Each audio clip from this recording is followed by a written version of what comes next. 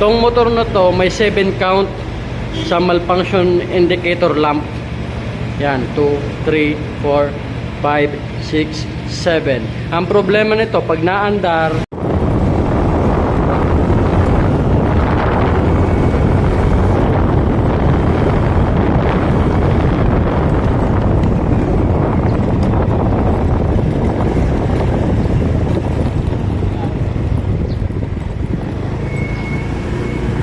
ayan, din na drive test natin. Pag nag 60 tayo, namamalya.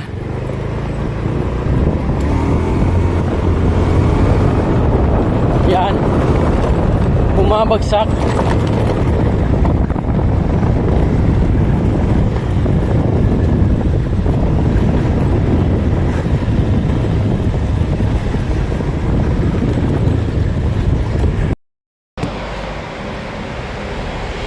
Ayan po, may problema yung motor na sir. Nahahakog. Takbo ka ng 60, nahahakog, bumabagsak siya. Kaya kailangan palitan yung sensor. Ang sensor na kailangan palitan ito. Body set na. Kasi walang nabibiling sensor lang. Ito yung throttle body. Ito yung problema ng motor na sir. Itong isang sensor. Pero walang nabibiling ganito lang.